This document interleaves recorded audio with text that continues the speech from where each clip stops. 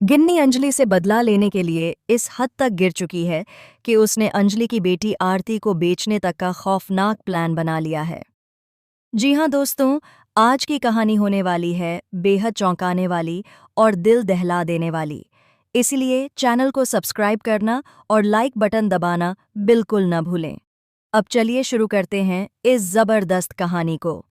जैसा कि आपने पिछले एपिसोड में देखा, आरती गिन्नी के पास पहुंचकर शराब पी लेती है और नशे में अंजलि को सारी बातें बताने लगती है। तभी गिन्नी उसके हाथ से फोन छीन लेती है और अंजलि से कहती है कि मैं इसकी मौसी हूं, इसे भी बिल्कुल अपनी तरह बना दूंगी, तुम टेंशन मत लो। अंजलि गुस्से और दर्द में कहती है, ऐसा मत करो गिन्नी सिंह राजपूत। लेकिन गिन्नी हंसते हुए जवाब देती है कि मैं तो यही करूंगी। तुम्हारे पास जो आखिरी चीज बची है वह भी मैं छीन लूंगी। यह कहकर गिन्नी फोन काट देती है। अंजलि घबराकर पद्मा से कहती है, दीदी, गिन्नी आरती को बाहर ले गई है और उसे शराब पिला रही है। यह सुनकर पद्मा घबरा जाती है और कहती है कि तुरंत उसे फोन कीजिए। अंजलि वेद को फोन लगाती है और पूछती है कि तुम लोग कहाँ हो। वेद वहां का पूरा पता बता देता है। अंजलि कहती है कि ठीक है, मैं आ रही हूं। उधर गिन्नी वेद से कहती है कि यहां से निकलो। तभी उसके आदमी वेद को बंदूक दिखाकर घेर लेते हैं और जबरदस्ती वहां से भगा देते हैं। इसके बाद गिन्नी आरती से कहती है कि तू मेरे लिए एक काम करेगी। नशे में डगमगाती आरती पूछती है कि क्या काम है। गिन्नी कहती है कि पैसे कमाने हैं और बहुत सारे। बोल, कमाएगी? आरती तुरंत कहती है कि हाँ, मुझे भी बहुत पैसा चाहिए। गिन्नी कहती है कि तू गाड़ी की चाबी ले और निकल जा। आरती पूछती है कि गाड़ी में क्या है और कहाँ जाना है। गिन्नी कहती है कि ये सब बाद में बताऊंगी। फिर अपने आदमी की तरफ इशारा करके कहती है कि ये तुम्हारे साथ जाएगा। तुम्हें जाकर एक खूबसूरत लड़की की डिलीवरी करनी है।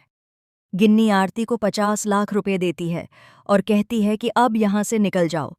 आरती उस आदमी के साथ वहां से चली जाती है। इसी दौरान वेद अंजलि को लेकर बाहर पहुंचता है। गिन्नी उन्हें देखकर कहती है कि तेरा ही इंतजार कर रही थी। अंजलि गुस्से में पूछती है कि आरती कहाँ है। गिन्नी ठंडे अंदाज में जवाब देती है कि उसे तो मैंने काम पर भेज दिया है। तेरी बेटी पर अटेम्प्ट टू मर्डर का केस चल रहा है और आज वह ह्यूमन ट्रैफिकिंग भी कर रही है। ये सुनते ही अंजलि के पैरों तले जमीन खिसक जाती है। गिन्नी आगे कहती है कि तू कानून की पुजारन है और तेरी बेटी मेरी गैंग की क्रिमिनल बन चुकी है। मैं तुम्हें पूरी तरह बर्बाद कर दूंगी। अंजलि रोते हुए कहती है कि मैं ऐसा नहीं होने दूंगी, किसी भी हाल में। इसके बाद अंजलि और वेद वहां से निकल जाते हैं।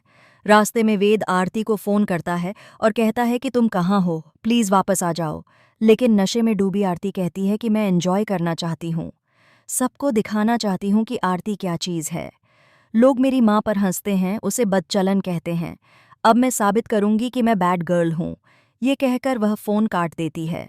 थोड़ी देर बाद आरती की गाड़ी चेक पोस्ट पर रुकती है। ड्राइवर बताता है कि आगे पुलिस चेकिंग हो रही है। नशे में आरती पुलिस वालों से बदतमीजी करने लगती है और कहती है कि हटो यहाँ से, मुझे आगे जाना है। पुलिस वाला कहता है कि आपने शराब पी रखी है। आरती जवाब देती है कि मुझे पता है पीकर ड्राइव नहीं करनी चाहिए, लेकिन मैं ड्राइव नहीं कर रही हूँ। पीछे बैठने से भी आपको दिक्कत है क्या? तभी वहां एसीपी साहब आ जाते हैं। वह कहते हैं कि एक तरफ अंजलि है जो कानून की पुजारन है और दूसरी तरफ उसकी बेटी इस हालत में। आरती तंज कसते हुए कहती है कि आपके लिए वह आदर्श होगी, मेरे लिए नहीं। एसीपी अंजलि को फोन करते हैं और कहते हैं कि आपकी बेटी ने चेक पोस्ट पर बवाल मचा रखा है। उसने शराब पी रखी है और बदतमीजी कर रही है। अंजलि हाथ जोड़कर रिक्वेस्ट करती है कि प्लीज सर, उसे छोड़ दीजिए। मजबूरी में एसीपी उसे जाने देते हैं, लेकिन बाद में उन्हें पता चलता है कि 3 गांव की लड़कियों का अपहरण हुआ है और इसके पीछे दामोदर मजूमदार का हाथ है। एसीपी गुस्से में अंजलि से कहते हैं कि आपकी बेटी की वजह से मैं उन्हें पकड़ नहीं पाया। अब मुझे इंक्वायरी कमीशन के सामने जवाब देना पड़ेगा। इधर वेद गुस्से में गिन्नी के घर पहुंचता है और आरती को आवाज लगाता है। गिन्नी के गुंडे उसे मारने की कोशिश करते हैं, लेकिन वेद उन्हें पटक देता है। गिन्नी कहती है कि रात के 3 बजे घर में घुसने की परमिशन नहीं है।